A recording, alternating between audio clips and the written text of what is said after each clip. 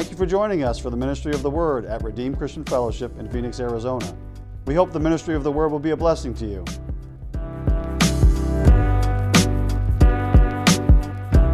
Our Thursday midweek service on live stream, we thank you for joining us. Last week we started on Pastor's newest manual that hasn't been released yet. It's still in the works, The Women of Faith. We started with the book of Esther. And we had gotten up to the point where Esther and Mordecai were having a conversation about what to do. They decided to fast, and then Esther would go before the king, and her statement was that if she perished, she perished. And so she knew the risk involved, and they had a plan on how to approach she had a plan on how to approach the king. And Pastor points out, I love how Pastor points that out, the plan specifically, because it shows a side to Esther and how God used her and the example she set for us in a really interesting way. So we'll get to that in this section. In the rest of this, hopefully, I think we'll finish the book of Esther today. So we'll get started. So Esther begins to act on her faith. It is to be noted that if her campaign to expose Haman failed, it could certainly lead to her death, which meant that she had to put her trust in the living God that she might obtain favor and honor in the presence of the king. The book of Esther is noted by many that God is not mentioned in this book. However, no one can deny the demonstration of the faith revealed by Mordecai, Esther, and the Jewish people. People try to argue that God's not mentioned throughout the book of Esther specifically by name, but we know that they believed in God, and that's who they worshiped, and that's who they sought for deliverance through the book of Esther. And so there's no question in who they believed in, and that they believed in the one true God. It's at least in our minds, because we know the truth. We know this because they all entered into a fast for the Jewish people that always meant they were seeking God for their deliverance from annihilation and for their preservation. Not to mention the acts of Mordecai and Esther, which both revealed tremendous amounts of faith in a time when most people's hearts would faint or fail them. They both exhibited a tremendous amount of wisdom and faith. I love how Pastor Walter touches on how Mordecai's faith and Esther's faith worked together throughout this amazing deliverance of the Jewish people.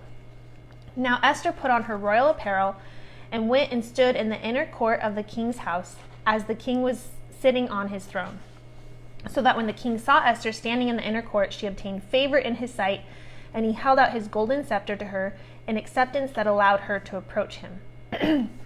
As she drew near to him, she touched the top of his scepter, showing her awareness that she had been accepted in his sight. And that's just part of the tradition.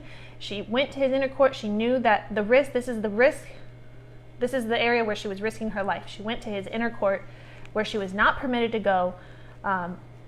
But if he held out that scepter to her, her life would be spared. And so he did. And so she touched it in a recognition that he accepted her.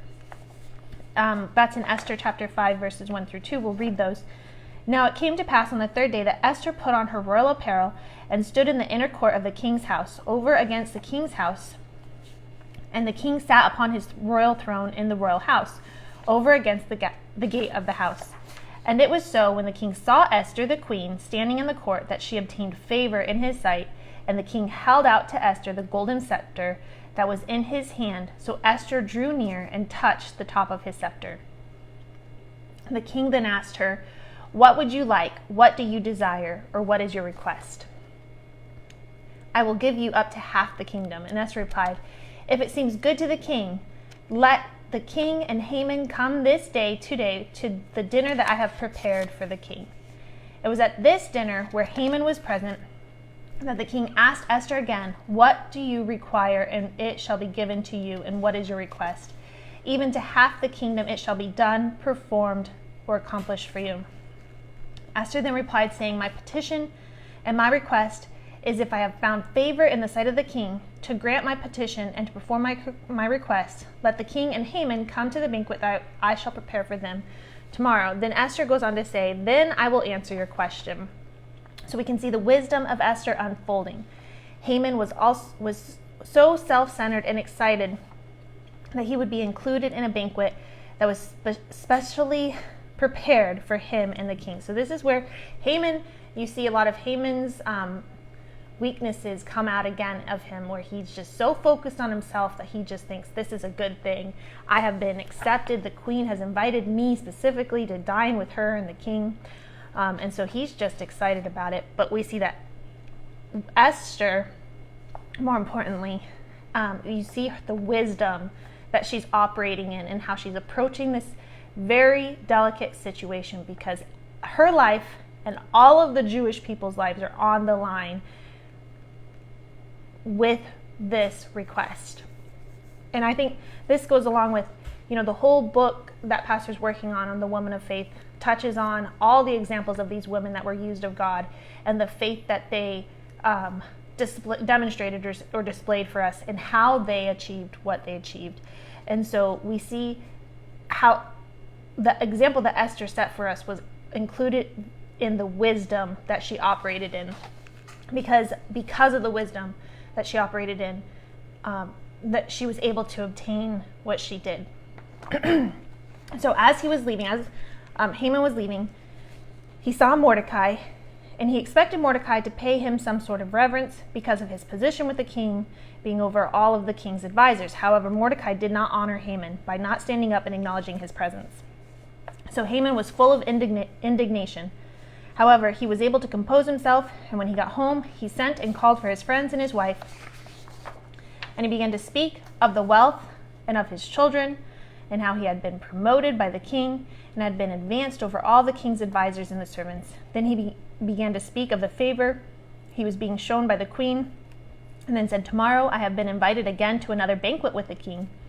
Then he began to speak of Mordecai's disrespect for him. His wife and his friends encouraged him to speak to the king in order to hang Mordecai. The advice he had received from his wife and his friends pleased him, and then he had the gallows to be made in order to hang Mordecai. And if you want the specific verses where it talks about that, that's in Esther chapter 5, verses 8 through 14. So you see that he's already preparing the gallows to hang Mordecai, and he's going to go talk to the king. So now we're going to talk about how Mordecai was remembered and honored for something that he had done for the king. So while this was all unfolding, and as Haman was advancing his plot against Mordecai and the Jewish people, it just so happened that one night the king could not sleep. So he commanded the books of the records of the chronicles to be brought, and as they were read to him, he realized that Mordecai had once saved his life. With Esther's help, Mordecai revealed that there were two of the king's chamberlains that were seeking to kill him. So the king asked what honor and dignity had been done unto Mordecai for this, and the king's servant replied and said that nothing had been done for him. So that's in Esther chapter 6, verses 1 through 3. We'll go ahead and read that scripture. On that night could not the king sleep, and he commanded to bring the book of records of the chronicles, and they were read before the king. And it was found written that Mordecai had told of Bigthana and Teresh, two of the king's chamberlains, the keepers of the door, who sought to lay hand on the king Ahasuerus. And the king said, "What honor and dignity hath been done to Mordecai for this?" Then said the king's servant that ministered unto him, "There is nothing done for him." So these events that the king had just found out about and were read to him happened before Haman had been promoted over all the king's chamberlains. So these specific events where Mordecai saved the king happened in Esther chapter 2, verses 21 through 23. And this is before Haman had been promoted. So the king asked his servant who was in the court, and the servant replied that Haman was. Now Haman was there to speak to the king regarding Mordecai and his plan to hang him on the gallows that he had made specially for him. The court was a place where those that wanted to speak to the king for whatever reason would go. It was a place of honor, and only those the king had honored were allowed to go into the court to wait for him. So the king had summoned Haman since he was waiting there anyways. Now remember, Haman is there looking to hang Mordecai, and the king was looking to honor Mordecai. And we can see God's hand in all of this and the type of favor that Mordecai walked in with the Jewish people and God. At the same time, we can also see God's favor upon Esther and the type of godly wisdom that she walked in, for her plan to expose Haman was unfolding. Haman's own vanity and sense of importance, which can be interpreted as pride, was about to bring him down. Certainly the scriptures says, pride goeth before destruction, and a haughty spirit before a fall cannot be ignored. That's in Proverbs 16:18. So Haman's own arrogance was about to be used against him. I love how Pastor Point set out. Remember, we talked about Vashti last week and how her pride and self-importance is what brought her down. Haman's own pride and self-importance is what brought him down. And you could see the exact opposite of character found in Esther and Mordecai. They weren't prideful. And they recognized and honored those in positions over them that deserved, well, I don't know, the king didn't necessarily deserve the honor, but they recognized his position and they still knew how to operate in submission in honor. So Esther chapter 6 verses 4-6. And the king said, who is in the court? Now Haman was come into the outward court of the king's house to speak unto the king to hang Mordecai on the gallows that he had prepared for him. And the king's servant said unto him, behold, Haman standeth in the court. And the king said, let him come in. So Haman came in, and the king said unto him, what shall be done unto the man whom the king delighteth to honor? Now Haman thought in his heart, to whom would the king delight to honor more than myself? So notice verse 6 says, Haman thought in his heart. Surely, when a man's heart is filled with pride, their sense of importance will eventually bring them down. The blinders of Haman's pride led him into deception, for he thought that there was no one else as important as himself that the king would honor. So Haman answered the king, thinking that he would be honored, saying, the man whom the king delighted to honor should be dressed in all the king's royal apparel, including the king's crown, even to the riding of the king's horse.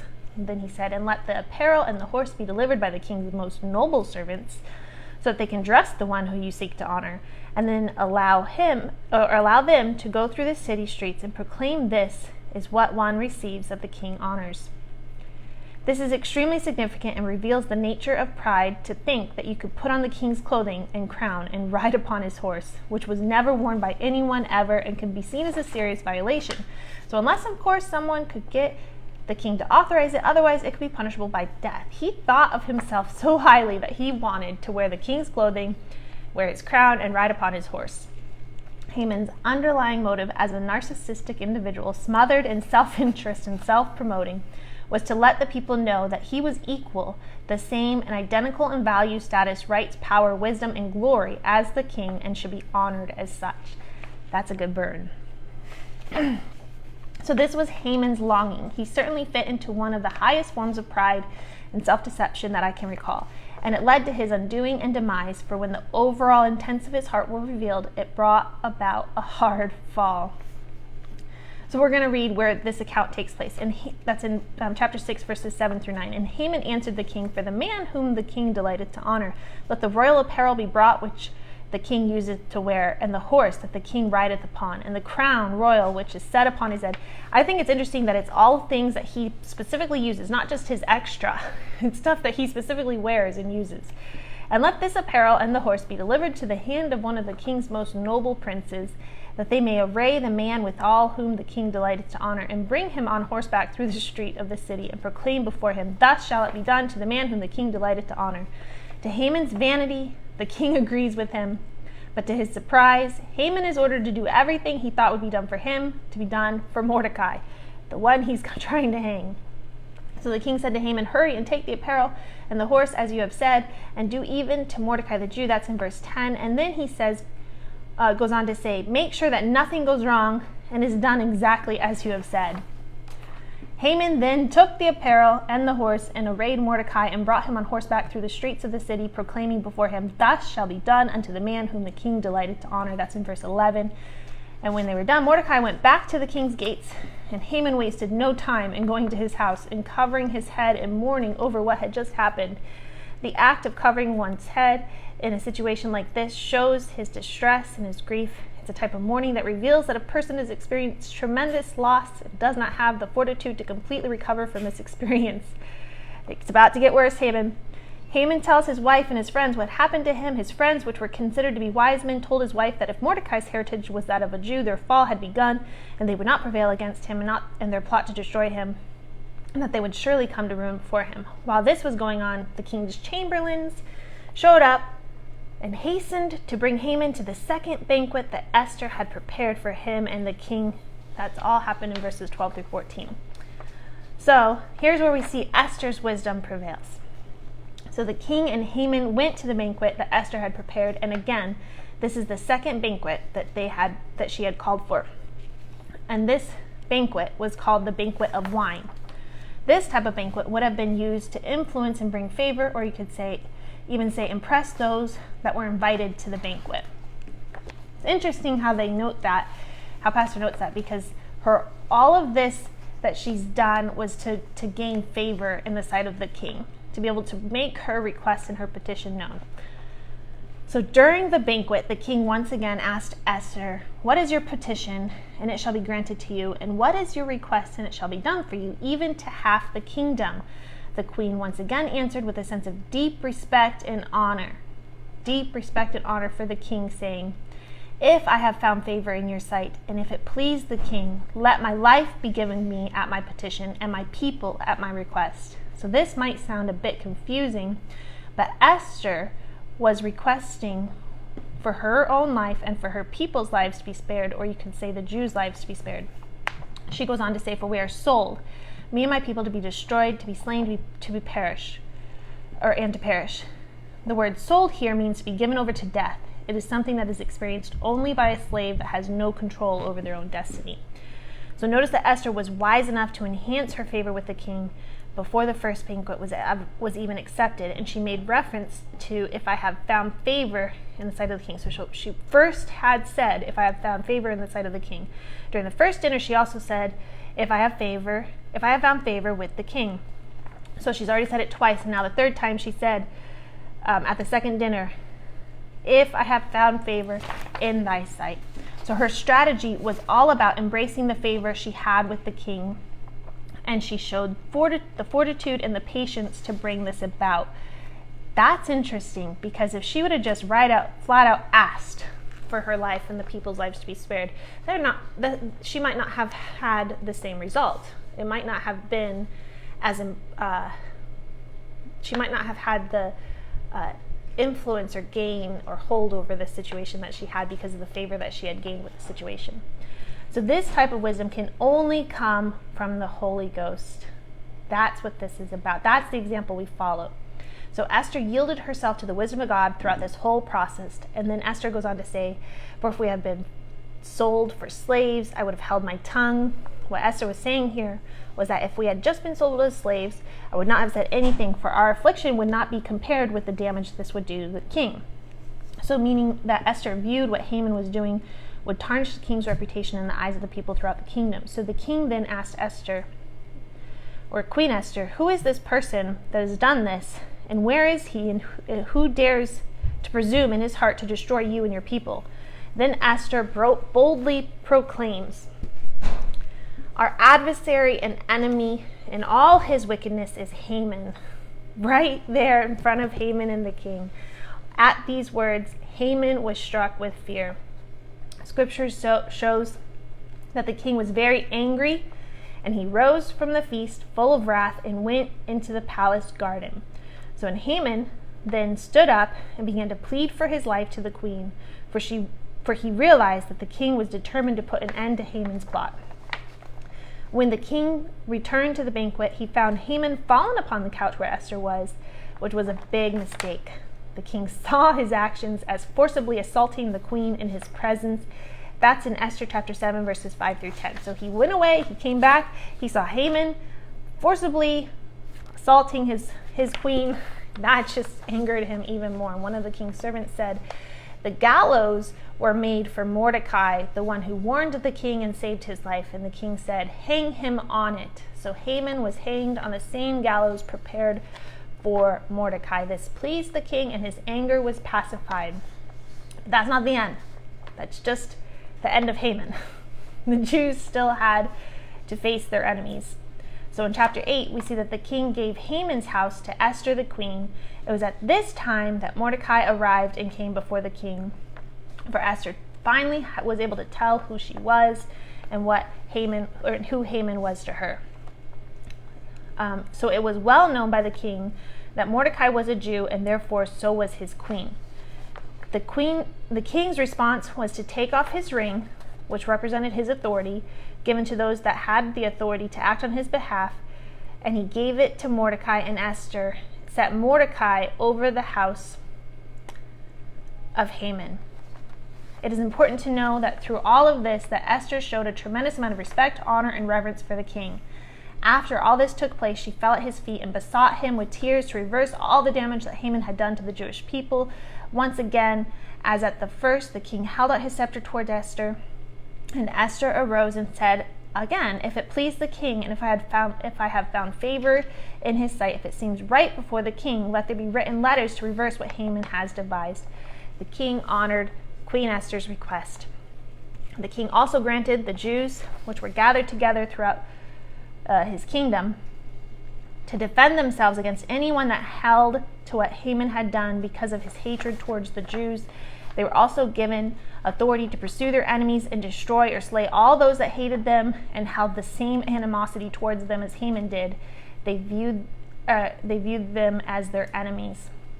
That's in Esther chapter 8, verse 11, and Esther chapter 9, verses 2 through 5. So we know that on the day that they were supposed to be themselves destroyed, they were able to defend themselves, and it's recorded that they had slain 500 people within the palace area on the first day and 300 on the second day. And overall, the kingdom, 75,000 people were destroyed, including Haman's 10 sons, and I believe his wife is listed there. Then after they killed them, Haman's children and his family was hung on the gallows as well, which is full circle. They were all destroyed. So the wisdom and strategies of God to defend his people is remembered, for he not only delivered Esther, Mordecai, and the people from certain death and annihilation, but he also brought about the destruction of their enemies. Esther was very unique in the application of her faith, for we understood everything that she received from God was divinely orchestrated in her heart. She can certainly be seen as a pioneer for all women that desire to be led, guided, and directed by God through the attributes of the heart. I love that. I think that's so powerful. I love Esther being an example for everyone to follow and how to apply godly wisdom with discretion and tact. Pastor would always talk about discretion and tact. So I love the book of Esther, and I love these insights that we have been given through Pastor Walter's study, through the Holy Ghost. We love you all. We hope you have a blessed week.